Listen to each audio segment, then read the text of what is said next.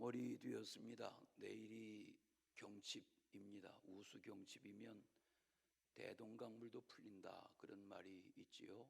아직 쌀쌀하고 또 꽃샘추위도 남아 있겠지만 봄이 다가오고 있습니다. 이 새로운 달, 계속되는 사순절 새벽기도와 함께 여러분 각 사람에게 하나님의 은혜와 평화가 함께 하시길 바랍니다. 우리 주변에 한번 인사하겠습니다. 인생의 봄이 다가오고 있습니다.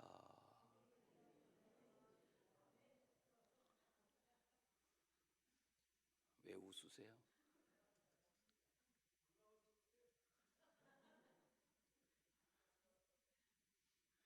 예수님은 모든 교훈의 말씀을 비유로 하셨습니다.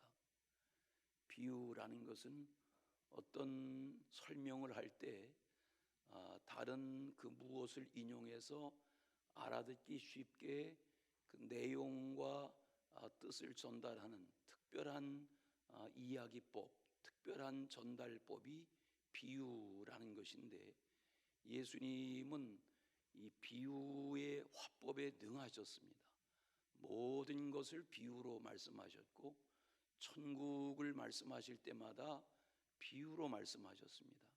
오늘 그 중에 큰 잔치의 비유, 이렇게 제목 붙여진 오랜만에 비유에 관한 말씀을 나누려고 그럽니다.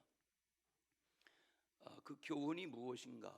오늘 본문의 첫째는 큰 잔치에 초대받은 이들이 있다, 이렇게 비유로 말씀하셨습니다. 어떤 사람이 큰 잔치를 베풀었습니다. 그리고 많은 사람을 초청했습니다. 누구나 오되 오면 좋고 안 오면 그만이고, 그런 잔치가 아니라 반드시 오셔야 합니다. 이런 잔치를 베푼 것입니다. 우리나라에도 그런 잔치가 덜어 있지만 미국 생활 10여 년 하면서 보면 그렇게 아무나 오게 하는 잔치는 없습니다.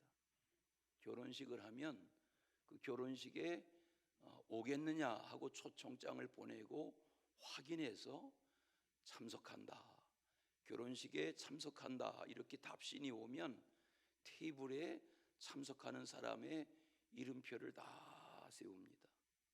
자기 자리에 앉게 합니다. 그리고 준비된 잔치를 벌입니다. 그런 식입니다. 오늘 예수님이 말씀하시는 큰 잔치의 그 첫 비유는 큰 잔치를 베풀고 초청을 했다. 반드시 와야 하는데 시간이 다 되어도 오지 않음에 급하게 종들을 보내서 어찌 못 오고 계십니까? 이렇게 확인했더니 초청받았던 사람들의 반응이 몇 가지로 나타났습니다. 나는 밭을 샀습니다. 밭에 좀 나가봐야 되겠습니다. 나는 소 5겨리를 샀습니다. 소를 좀 돌아보러 나가야 되겠습니다. 양해해 주십시오. 미안합니다. 어떤 사람은 나는 장가를 들었습니다. 나는 잔치에 못 가겠습니다. 이렇게 반응이 여러 가지로 나타났습니다. 여기 이 비유에서 말하는 큰 잔치는 여러분 성경에 써보시겠어요? 큰 잔치는 천국입니다. 이 비유를 신천지 사람들이 자꾸 비유를 이상하게 해가지고 자기들한테 와야 쪽집게처럼 비유를 알아듣게 한다, 이렇게 해가지고 자꾸 성도들을 어지럽히는데, 잘 들어보십시오. 이 비유에서 주님이 말씀하시는 큰 잔치는 천국, 하나님의 나라를 말합니다. 자, 그러면 이 큰 잔치를 준비한 어떤 사람은 누군가? 하나님입니다. 잔치 시간이 가까웠는데 주인의 초청을 받은 손님들이 오지 않자 급하게 종을 보내서 왜 못 오십니까 하고 확인하게 내보냈던 그 종은 예수님일 수도 있고 예수님의 제자들일 수도 있습니다. 그런데 정작 초대받은 사람들이 못 왔습니다. 오늘 이 비유를 말씀하신 배경은 14장에 있는데, 누가복음 14장의 오늘 일부가 오늘 읽은 비유인데, 이 14장에 이 비유를 하게 된 배경을 아시려면 1절부터 대하셔야 합니다. 1절에 보면 어느 안식일 날에 예수님이 어느 바리새인 지도자의 집에 가셔서 둘러앉아 떡을 함께 떼셨다. 음식을 잡수시려 했습니다. 예수님이 다른 집도 아니고 바리새인 지도자 집에 들어갔다니까 사람들이 궁금해서 넘석거리기 시작했습니다. 그날 그 집에는 수종병 든 사람이 예수님을 찾아왔습니다. 수종병, 예전에 보던 성경에는 고창병 그랬는데 이 수종병, 고창병이라는 표현은 누가복음 14장 여기에만 나오는데 이 드롭시라는 이 병은 몸에 여기저기에 물이 고이고 몸이 썩어가는 무서운 병입니다. 안식일에 병 고쳐주는 것이 합당하냐? 아니하냐? 이렇게 예수님이 수종병자를 앞에 두고 자기를 초대한 이 집에 바리새인들 거기 율법학자들에게 물었습니다. 그때 저들이 아무 대답을 못하고 있었습니다. 그때 예수님께서 이 병자를 고쳐주셨습니다. 깨끗해졌습니다. 그리고 감사하며 떠났습니다. 그리고 해주신 비유가 큰 잔치의 비유입니다. 이 비유에 앞서서 그 앞에 읽지 않았습니다마는 또 하나의 비유를 먼저 해주셨습니다. 그것은 잔치의 비유인데 잔치집에 가면 절대 높은 자리에 앉으려고 하지 말아라. 높은 자리에 앉아 있다가 더 높은 사람이 오면 자리를 비워주세요 하는 경우가 있으니까 차라리 잔치집에 가면 말석에 가서 앉는 게 좋다. 이런 교훈으로 겸손하게 살아라 하는 교훈을 말씀해 주셨습니다. 그 말씀과 함께 12절에 14장 12절에 그 비유의 끝에 이런 교훈을 말씀하시죠. 14장 12절 무릇 자기를 높이는 자는 낮아지고 자기를 낮추는 자는 높아지리라. 이 교훈을 말씀하시고 부한 이웃들은 가난한 자들, 몸이 불편한 자들, 저는 자들, 맹인들을 청해야지 부한 이웃들을 청하면 별 소득이 없다. 이런 비유를 또 말씀하셨어요.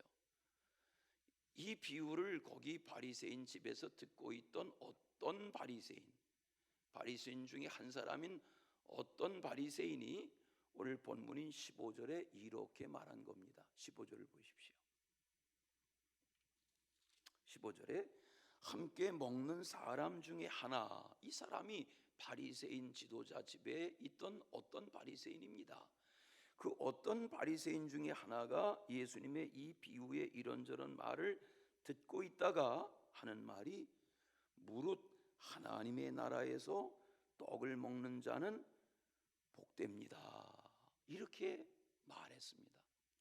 그 말을 듣고 예수님이 그냥 지나가지 않으시고 또 새로운 비유로 말씀하신 비유의 첫 번째 내용이 큰 잔치에 초대받았으나 이런저런 핑계로 그 잔치에 가지 않은 사람들의 이야기를 하신 것입니다.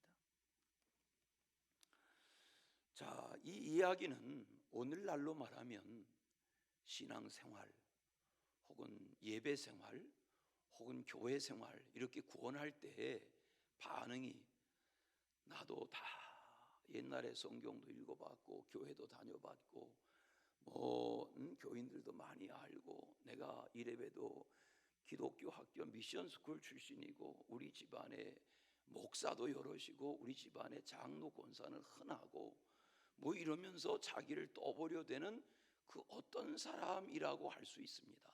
오늘날로 말하면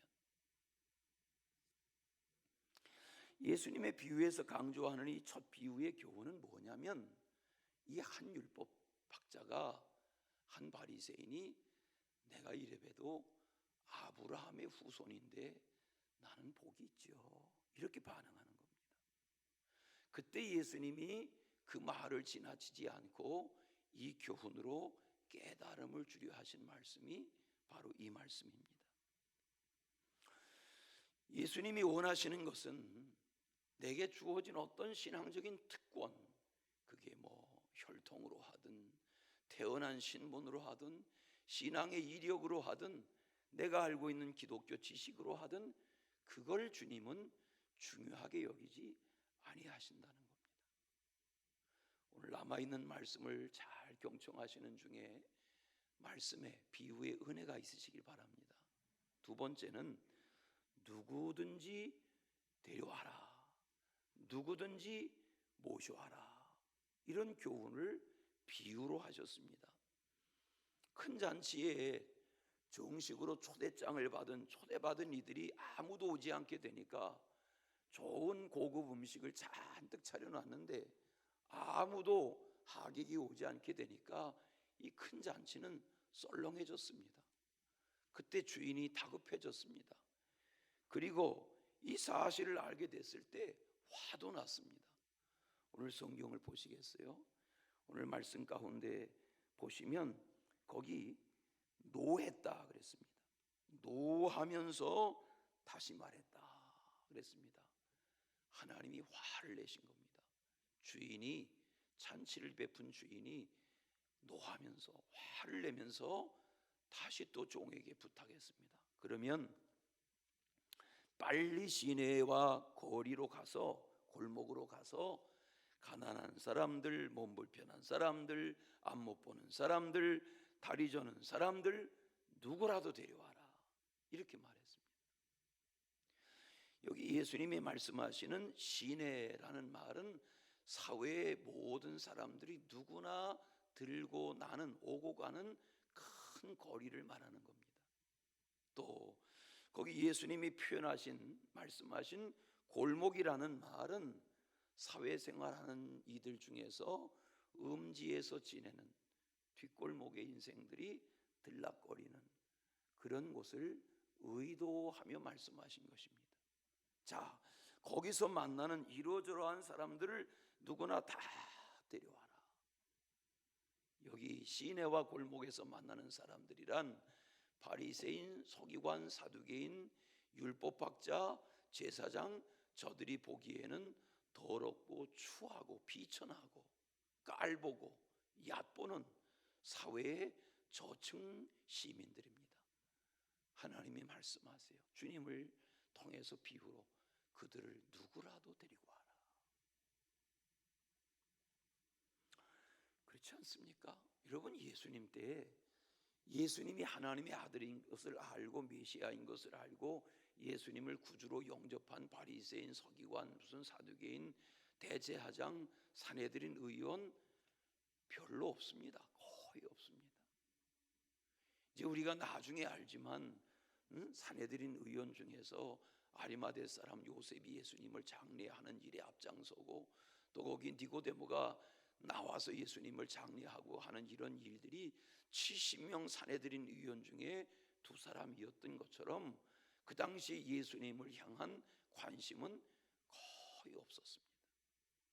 그런 때에 오히려 각색병자들, 귀신 들린 자들, 가난한 자들, 세리와 창기들, 소외된 자들, 이런 이들 속에서 예수님을 만나려 하고 병 고침을 받고 귀신이 떠나가고 삶의 질이 달라지고 이런 일들이 계속 소문에 꼬리를 물면서 예수님을 찾는 사람들이 많아졌던 겁니다. 그렇지 않습니까? 내 배가 부르고 내 등이 따뜻한데 밤낮 주여 주여 하며 사는 사람 없겠죠. 내 집안이 평안하고 내 몸 건강하고 가족들도 건강하고 아들 딸들 다 예쁘게 잘 자라고 집안에 별 근심 걱정이 없고 하는 일마다 잘 되고 재물 버는 게 쉽고 이런데 밤낮 금식하고 밤낮 예배당에 와서 철야하려 달려드는 그런 사람이 있겠어요? 없지요. 예수님 때에 예수님의 소문을 듣고 찾아온 사람들은 다 사연 있는 사람들입니다. 내가 병들었든지 자식이 병들었든지 가족이 병들었든지 귀신에 들려 고생을 하든지 어떤 사연이 있든지 그런 이들이 예수님을 찾아왔지 평안한 사람들이 예수님을 찾아올 이유가 없었습니다. 오늘 누가복음을 대하시는데 누가복음 4장을 잠깐 보시면 누가복음 4장이 마태, 마가복음과 다르게 이 복음서 중에 하나인 누가복음 4장이 예수님이 세례받고 금식하신 이후에 이렇게 사역을 하기 시작하셨다, 그런 이야기를 본격적으로 기록하기 시작한 내용이 누가복음 4장부터입니다. 그 누가복음 4장에 보면 예수님이 고향 나사렛에 잠깐 방문하신 적이 있는데 거기서 배척을 당하세요. 그래서 고향을 급하게 떠나세요. 다시는 고향에 가지 않으세요. 그리고 찾아간 동네가 가버나움이라는 갈릴리의 한 동네였습니다. 마침 안식일이 됐습니다. 예수님이 그 안식일에 말씀을 전하기 위해서 이제 역사하시는데 안식일의 회당에서 거기 귀신 들린 사람 하나를 만났습니다. 안식일인데 귀신 들린 사람이 회당에 왔습니다. 교회에 온 거죠. 교회에 왔습니다. 그가 예수님을 알아보고 귀신 들린 사람이 이렇게 말합니다. 현대인의 성경으로 읽는 겁니다. 나사렛 예수님, 우리가 당신과 무슨 상관이 있습니까? 우리를 없애려고 오셨습니까? 나는 당신이 하나님의 거룩한 아들임을 압니다. 이러고 귀신 들린 사람이 막 떠버려대는 겁니다. 그때 예수님이 그에게 귀신이 들어있는 것을 아시고 귀신이 떠들어대는 걸 아시고 그 귀신을 명하십니다. 잠잠하고 그 사람에게서 나와라, 이렇게 귀신을 향해서 명하니까 그 사람을 고꾸라뜨리면서 귀신이 떠나갔습니다. 다행스럽게 고꾸라진 이 사람은 다치지 않고 성해졌습니다. 귀신은 떠나가고 새 사람이 됐습니다. 소문이 나기 시작하니까 사방의 사람들이 안식일 날 몰려들기 시작하는 겁니다. 각색 병자를 고치고 귀신을 내어쫓고 그렇게 안식일을 예수님이 보내셨습니다. 그런 예수님이 또 소문에 들으셨습니다.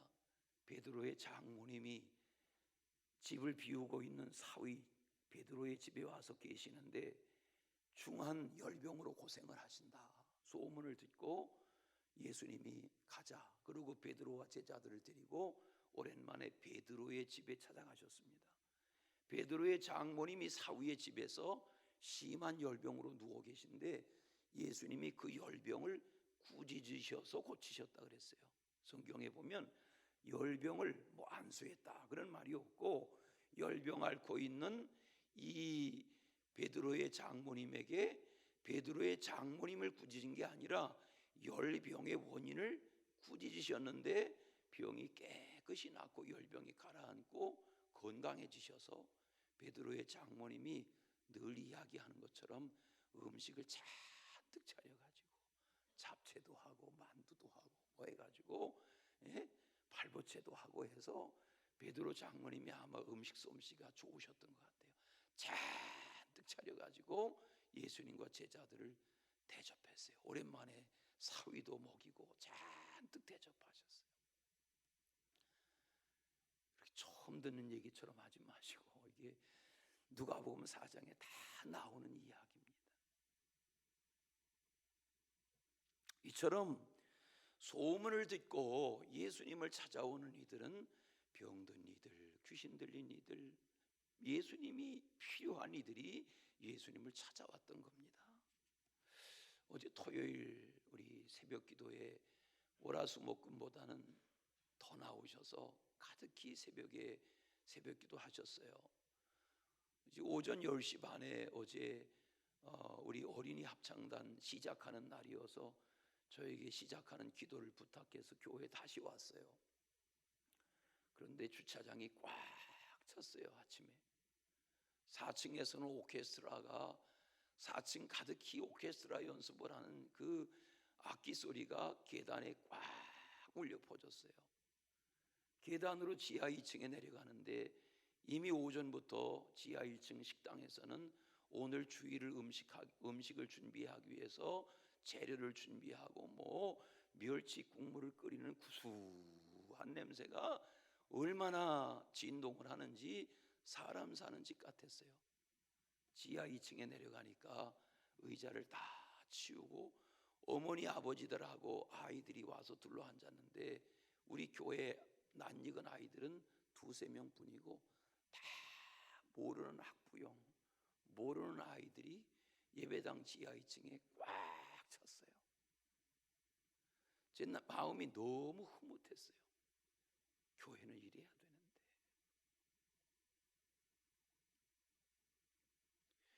교회는 날마다 이래야 되는데. 주일만 잠깐 왔다 가는 집이 아니라 월화수목금도 낮이든 밤이든 이 집을 필요로 하는 누구라도 여러분 이만한 공간에 어느 방이든 주민들이 이런 공간에 와서 뭐 지하든 카페든 둘러앉아 담소하고 회의할 만한 곳이 있습니까? 가정집이 아니고는 카페에 가면 커피 한 잔이 얼만데요. 그러나 이 예배당이 그런 곳으로 쓰여지기를 원하는 마음의 소원은 언제나 가득합니다. 교회는 하나님의 집은 오늘 말씀하는 것처럼 큰 잔치를 벌였다 하는 천국은 그런 곳이어야 합니다. 누구라도 시내와 골목에 가서 가난한 사람, 병든 사람, 못 걷는 사람, 못 보는 사람 누구라도 데려다가 모셔다가 이 집에서 큰 잔치에 풍성한 하나님이 차리신 은혜의 음식을 먹게 하는 이것이 교회여야 한단 말이죠. 이번에 사순절을 지내며 부활주의를 기다리면서 제 마음에 한 사람이라도 또 초대해야지. 왜냐하면 아시죠? 올해 2월 낯설은 이웃들이 뭐 6, 7, 8 이렇게 드나드셨지만 우리 교회 지난 1월, 2월 등록을 한 분은 한 분도 아직 없었어요. 여러분 우리가 기도하죠. 하나님 교회가 부흥되게 해주세요. 하나님은 그런 방법으로도 하시지만 우리를 통해서 하세요. 방금 전 말씀드린 대로 엄마 아빠들이 예수사랑교회에서 어린이 합창단 한단다. 누구나 오란다. 좋은 선생님들이 가르쳐 주신단다. 너 가자. 설득하고 데리고 손잡고 태우고 데리고 오는 것처럼 신앙생활도 마찬가지입니다. 데리고 오고 데리고 다니고. 저도 강화도 시골에서 저희 어머니가 뱃속에서부터 안고 나서 안고 업고 끌고 우리 형제들 다 우리 어머니가 그렇게 교회를 데리고 다니던 아이 중에 하나입니다. 저도 이 데리고 다니는 아이의 손을 놓치면 안 됩니다. 입시철이 되면 놓치고 청년기가 되면 놓치고 신앙의 대화를 하다 보면 엄마 내가 알아서 할게. 아빠 신앙은 자유야. 이렇게 대드는 아이들 어떻게 하지 못하죠. 그러나 우리는 강권해야 합니다. 데리고 와야 합니다. 그것이 한 번의 행사로 끝나서는 안 됩니다. 초등학교 1학년 우리 들어갈 때 과거엔 국민학교 다 여기 이렇게 옷핀으로 손수건을 걸었어요. 왜 그땐 그렇게 코 올리는 애들이 많았는지요. 여러분 의심하지 마세요. 저는 코 올리는 초등학생은 아니었습니다.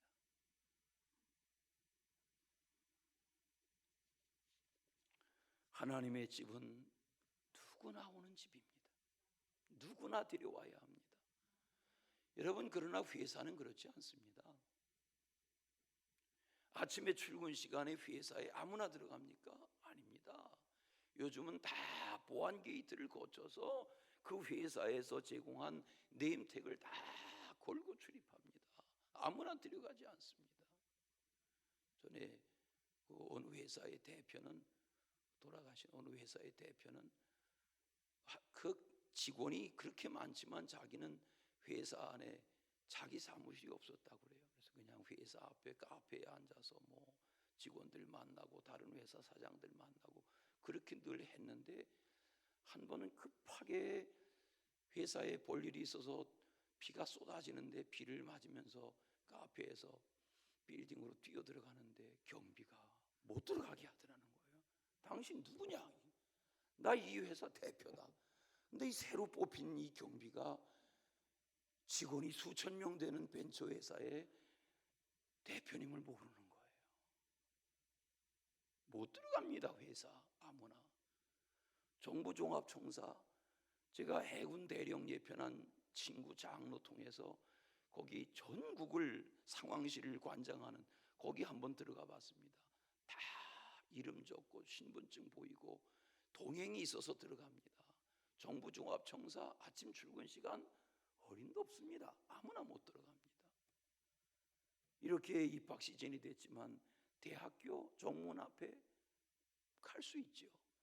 더군다나 교실 안에 들어가서 수업을 듣는다. 어느 대학교에 아무나 하는 게 아닙니다. 허락이 되지 않으면 안 됩니다. 그러나 교회는 다릅니다.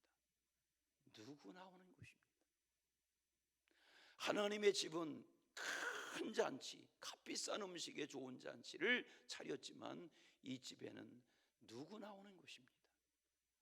오히려 올 것 같은 사람들이 이런저런 핑계를 대고 나는 밭을 샀어, 소를 샀어, 장가 들었어. 이 말은 아브라함의 후손인 유대인들이 자기도 안 들어가고 남도 못 들어가게 하고 있습니다. 주님이 말씀하세요. 길거리에 가서 골목에 가서 누구나 데려와라.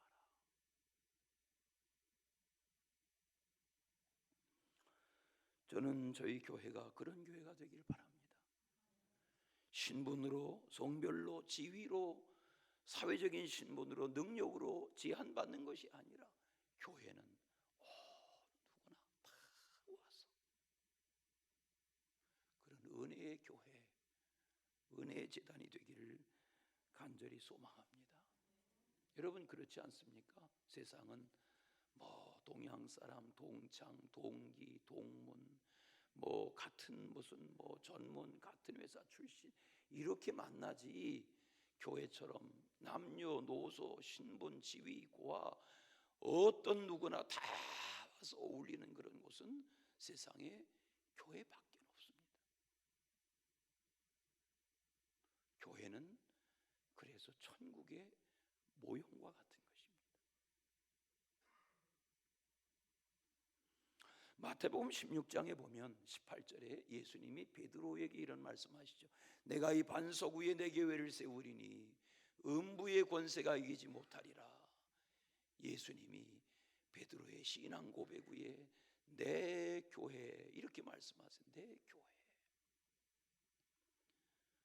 저는 우리 교회가 여기에서 시작해서 계속해서 어느 누구나 오는 그런 교회로 계속 자리 잡기를 소원합니다. 사도행전을 읽다 보면 2장 46절에 47절까지 이런 말씀 나오지요. 날마다 마음을 같이하여 성전에 모이기를 힘쓰고 집에서 떡을 떼며 기쁨과 순전한 마음으로 음식을 먹고 하나님을 찬미하고 온 백성에게 칭송을 받았다. 누가? 교회가 그랬단 말이에요. 교회가 성령 받은 초대 교회가 그랬다는 거예요.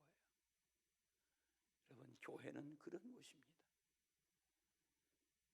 우리의 손길에 의해서 여러분의 손길에 의해서 오늘 주님이 말씀하신 이런 교회, 이런 천국의 모형을 이루어가는 그런 신앙생활 되실 수 있기를 축원합니다. 한 아기를 낳아서 키우는 거 아닙니까? 아기를 낳아서 요즘 우리나라가 아기가 태어나지 않아서 큰 숙제이지만 아기가 태어나면 그 아기를 안고 업고 그렇게 키우는 거 아닙니까? 여러분 교회도 마찬가지입니다. 물론 큰 교회들은 그냥 저 시골에서 지방에서 서울에 와서 야 TV에 나오는 저 교회 가자 그래서 수만 명 모이는 교회로 가서 신앙생활하는 이들이 있죠. 그러니까 큰 교회는 지방에서 시골에서 수평이동에 들어가는 그 TV에 유명한 교회들이 많죠. 그러나 대개의 교회들은 한 사람 한 사람 정성을 들여서 신앙으로 세워서, 저는 저희 교회가 교회 학교 교사들, 청소년 교사들, 청년부의 사역, 속회 사역, 어떤 사역이든 한 사람 한 사람 세워가는, 여러분 가정이 그렇지 않습니까? 한 사람 한 사람 세워서 그렇게 아들 딸 키워내는 거 아닙니까? 오늘 우리 교회가 예수님이 나가서 데려와, 음식 차렸잖아, 빈자리가 있잖아, 이 아버지 주인 하나님의 말씀대로 이 땅에 오셔서 그렇게 하신 것처럼 그런 은혜의 초청이 계속 되시기를 축원합니다. 찬송 하나 부르십시다. 우리나라 찬송입니다. 527장 우리나라 찬송입니다. 오늘 성가대가 오늘 찬양하신 것도 우리나라 국산 찬양입니다. 억울하게 왜 작곡자 이름만 쓰는지는 저도 모르겠습니다. 우리 527장 찬송 하나 보십시다.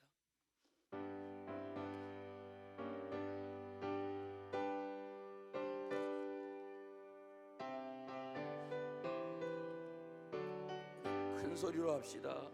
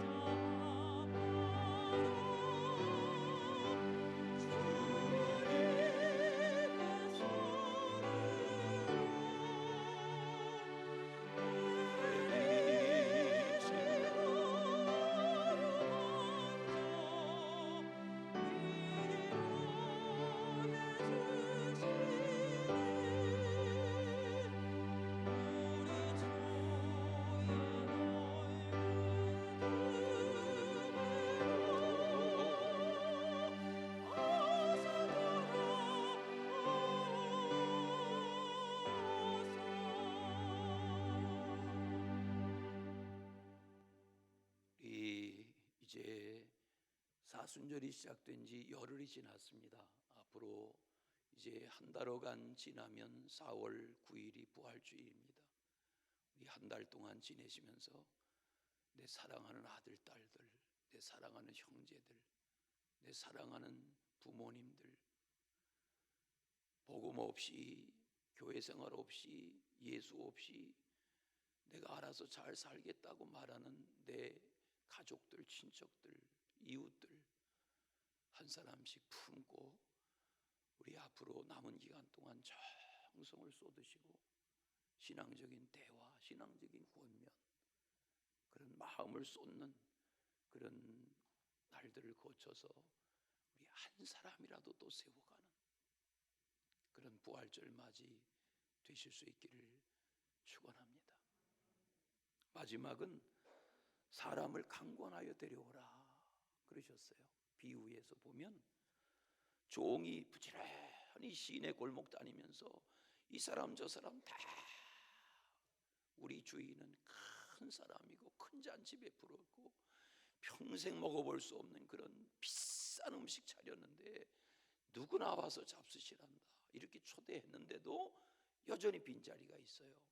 그때 종이 주인에게 말해요. 많이 초청했지만 아직도 빈자리가 있습니다.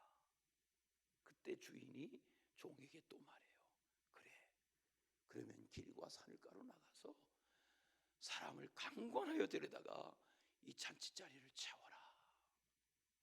거기 길과 산울타리가라는 말은 이방 땅입니다. 우리와 같은 이방에 1885년 4월 5일 그때는 4월 5일이 부활주일이었다지요. 그날 일본을 거쳐서 배를 타고 우리 헨리 아펜셀러 부부와 장로교의 호레스 언더우드 선교사가 같은 배를 타고 제물포항에 도착합니다. 시작입니다. 그리고 지금 이렇게 세월이 지났습니다. 우리나라 도시에 농촌에 산간마을에 섬마을에 예배당이 없는 곳이 없습니다. 시작은 낯설은 나라에 와서 이 나라 말을 배워서 서툰 말로 강권하기 시작하고 서툰 솜씨로 성경을 번역해 주기 시작한 그 노력이 오늘날 놀라운 열매를 거둔 것입니다. 늘 말씀드리지만 저도 저희 고조부, 고조모, 증조부, 중조모 스크랜턴 선교사가 누굽니까? 예? 아시는 이화대학을 세우고 상동교회 세우고 아현교회 세우고 이런 스크랜턴 선교사가 그 당시 어떻게 가나도 시골 마을에까지 우리 마을에까지 와서 우리 조상들에게 세례를 줬냔 말이죠.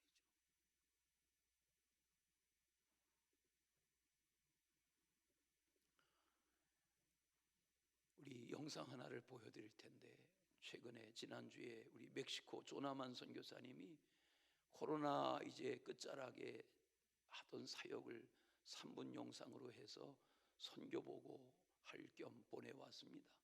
우리 멕시코 선교 현장 조나만 선교사는 신학교 1년 후배인데 충청도 홍성에서 시골에서 신학교 와가지고 보니까 제 기억에 옷이 별로 없으니까 늘 결혼복 바지 입고 다니고 흰 고무신 신고 신학교 강의실 드나들고 성경책 끼고 까무잡잡 그때도 까무잡잡했는데 지금은 멕시코 사람보다 더 까무잡잡해졌어요.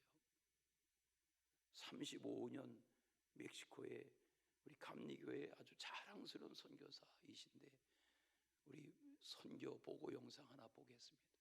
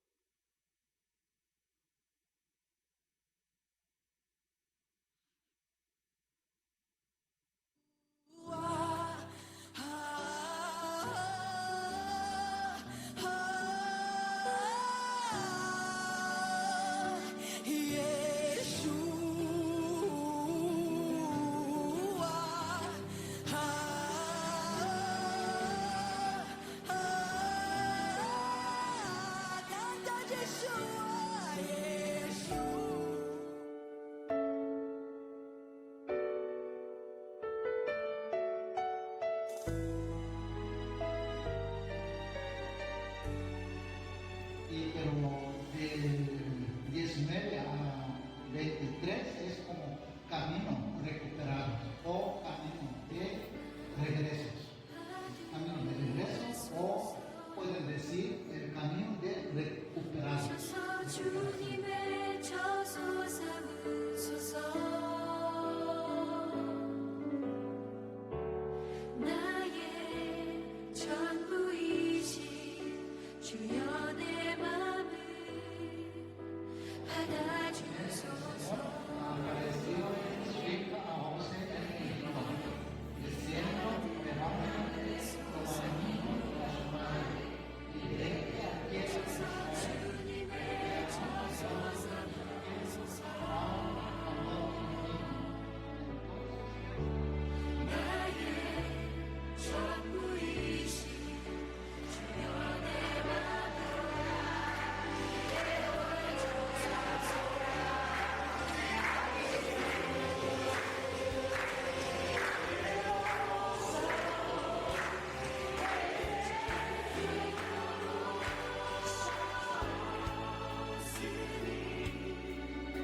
주여 내게 오셔서 내 맘에 거하여 주옵소서 주가 기뻐하는 주의 성장 되게 하소서 내 맘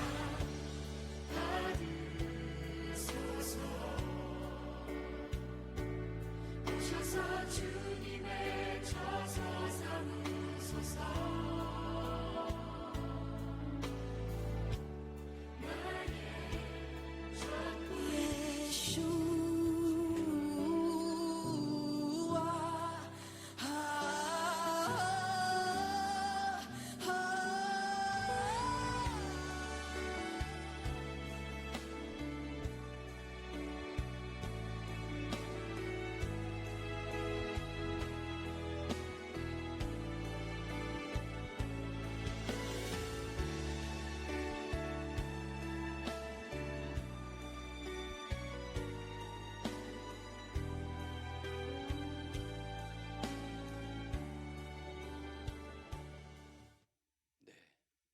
올 시작된 사순절 우리 부활주의를 향하여 나가면서 누군가를 강권하는 것이 뭐 자녀이든 가족 중에 누구이든 내가 알고 지내는 누구이든 정성을 담아 강권해서 성령의 역사로 열매를 거두는 그런 축복의 절기가 되시기를 축원합니다.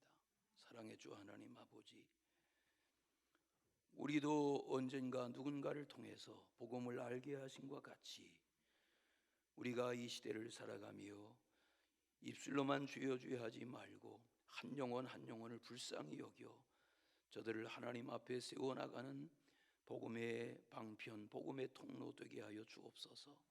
예수님의 이름으로 기도하옵나이다. 아멘.